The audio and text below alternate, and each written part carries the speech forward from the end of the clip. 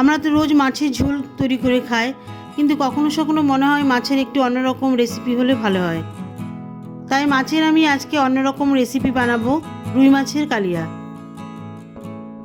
নমস্কার বন্ধুরা, আমি টুসিস কিচেনে সবাইকে সাদর আমন্ত্রণ জানিয়ে শুরু করছি আজকে নতুন রেসিপি শুরু করার আগে যারা আমার চ্যানেলে নতুন আছেন তারা অবশ্যই আমার চ্যানেলটিকে সাবস্ক্রাইব করবেন, আর সাবস্ক্রাইব করার পরে নোটিফিকেশান বেল আইকনটা অবশ্যই অল ক্লিক করে রাখবেন।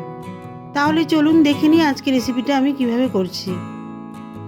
এখানে আমি 5 টুকরো রিং সাইজের রুই মাছ নিয়েছি। মাছগুলিকে ভালো করে ধুয়ে পরিষ্কার করে নিয়েছি। প্রথমেই মাছগুলিকে ম্যারিনেশন করতে হবে। ম্যারিনেশনের জন্য দিয়ে দিচ্ছি হাফ চা চামচ মতন লবণ, খুব সামান্য পরিমাণ হলুদ, আর খুব সামান্য পরিমাণ শুকনো লঙ্কার গুঁড়ো। এই সব কিছু দিয়ে মাছগুলি ভালো করে মাখিয়ে নিতে হবে, যাতে মাছের ভেতরে লবণ হলুদ সব কিছু ঢুকে যায়। আমি এখানে রুই মাছ ব্যবহার করছি। এই রেসিপিটা কিন্তু কাতলা মাছ দিয়েও করা যেতে পারে। মাছগুলি ম্যারিনেশন করা হয়ে গেলে 10 মিনিট রেখে দেব। 10 মিনিট পর গ্যাসে একটি প্যান কড়াই বসিয়ে দিচ্ছি। দিয়ে দিচ্ছি ছোট 1 কাপ মতন সর্ষের তেল। আমি এখানে সর্ষের তেল দিয়ে দিচ্ছি, মনে হলে আপনারা সাদা তেল দিয়েও করতে পারেন। প্রথমে মাছগুলোকে ভেজে নেব। তেল গরম হয়ে গেলে মিডিয়াম হিটে মাছগুলোকে একটা একটা করে ভেজে নেব।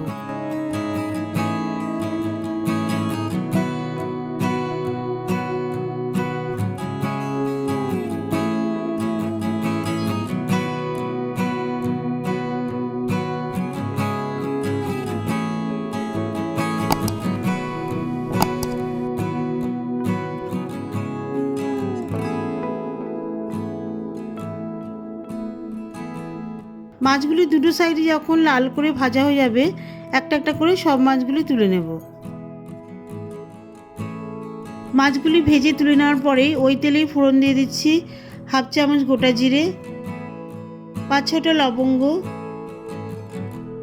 একটা মাঝারি সাইজের দারচিনি স্টিক, 4টে এলাচ, একটা ছোট তেজপাতা, আর সবশেষে খুব সামান্য পরিমাণ জয়িত্রী দিয়ে দিচ্ছি। জয়িত্রী দিলে গ্রেভি খুব স্বাদের হবে আর খুব সুন্দর ফ্লেভার আসবে। ফোড়নগুলি দেওয়ার সময় গ্যাসের আঁচ লো করে দিতে হবে, হাই ফ্লেমে ফোড়নগুলি পুড়ে যেতে পারে। ফোড়নগুলি ভাজা হয়ে গেলে ফোড়ন থেকে যখন খুব সুন্দর ফ্লেভার আসবে, সেই সময় দিয়ে দিতে হবে 2টো মাঝারি সাইজের পেঁয়াজ কুচি।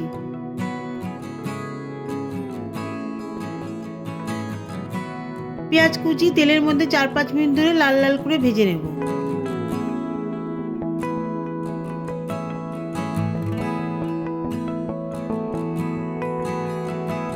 কুচনো পেঁয়াজ তেলের মধ্যে লাল করে ভাজা হয়ে গেলে সেই সময় দিয়ে দিচ্ছি 1 চামচ আদা বাটা, সঙ্গে দিয়ে দিচ্ছি 5টা পাকা লঙ্কা বাটা। আমি এখানে পাকা লঙ্কা বাটা দিয়ে দিয়েছি, আপনারা চাইলে এখানে পাকা লঙ্কার বদলে শুকনো লঙ্কা গুঁড়ো দিতে পারেন। তেলের মধ্যে এইসব মশলা 2-3 মিনিট ধরে কষিয়ে নেব। এতে করে আদার মধ্যে যে জল থাকে আর লঙ্কা বাটার মধ্যে যে জল আছে সেটা তেলের মধ্যে শুকিয়ে যাবে।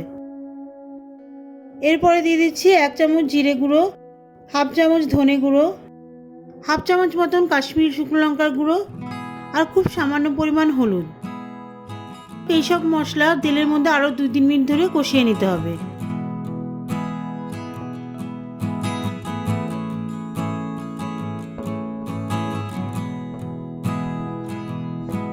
মশলাগুলি তেলের মধ্যে কষা হয়ে গেলে দিয়ে দিচ্ছি একটা বড় পেঁয়াজ বাটা। পেঁয়াজ বাটা মশলার মধ্যে দিয়ে দেওয়ার পরে আরও 3-4 মিনিট ধরে কষিয়ে নিতে হবে। এতে করে পেঁয়াজ বাটার মধ্যে যে জল থাকে সেটা খানিকটা শুকিয়ে যাবে, আর পেঁয়াজের মধ্যে যে কাঁচা ভাব থাকে সেটাও চলে যাবে। পেঁয়াজ মশলার সঙ্গে কষানো হয়ে গেলে দিয়ে দিচ্ছি একটা পাকা টমেটো পিউরি।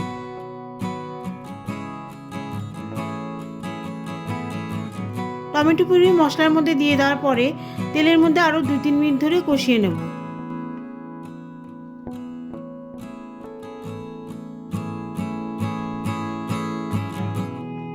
এবারে টমেটো পিউরির বাটিতে সামান্য জল মিশিয়ে মশলার মধ্যে দিয়ে দেব। আর জলটা যখন মশলার মধ্যে পুরোপুরি শুকিয়ে যাবে, মশলার কালারটা কিন্তু পুরোপুরি চেঞ্জ হয়ে যাবে।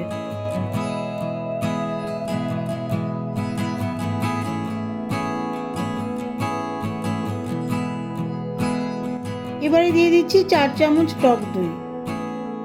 টক দই দেওয়ার সময় কিন্তু গ্যাসের আঁচটা আমি আবার স্লো করে নিয়েছি। সেই সঙ্গে দিয়ে দিচ্ছি খুব সামান্য পরিমাণ চিনি। চিনি দিলে দইয়ের যে অতিরিক্ত টক ভাব আছে সেটা চলে যাবে, আর গ্রেভির স্বাদটাও কিন্তু খুব সুন্দর হবে।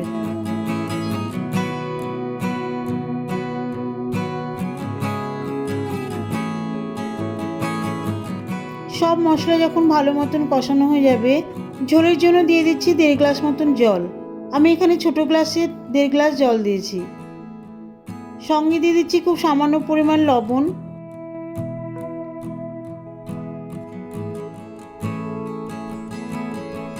আর দিয়ে দিচ্ছি 4টে হাফ চেরা কাঁচা লঙ্কা। এবারে গ্যাসের ফ্লেম হাই করে ঢাকা দিয়ে দিচ্ছি। 5 মিনিট পর ঝোল ফুটে এলে ঢাকনা তুলে নিচ্ছি। বেশ ঝোলের ঘন গ্রেভি কিন্তু তৈরি হয়েছে। এবারে ভাজা মাছগুলো একটা একটা করে ঝোলের মধ্যে দিয়ে দিচ্ছি।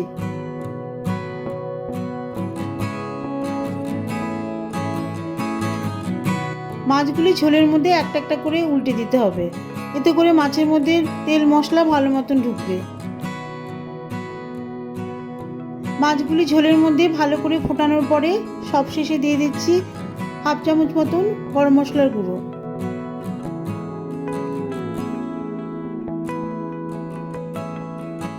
গরম মশলা ঝোলের মধ্যে ভালো করে মিশিয়ে দিয়ে গ্যাস অফ করে দিচ্ছি।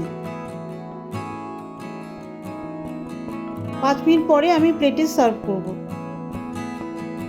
গরম গরম ভাতের সাথে খান, অসাধারণ লাগবে। তাহলে বন্ধুরা, আমার এই রেসিপিটি ভালো লেগে থাকলে অবশ্যই লাইক করবেন, কমেন্ট করবেন, সাবস্ক্রাইব করবেন, আমার পাশে থাকবেন। দেখা হবে পরবর্তী ভিডিওতে নতুন কোনো রেসিপি নিয়ে। ভালো থাকবেন, সুস্থ থাকবেন।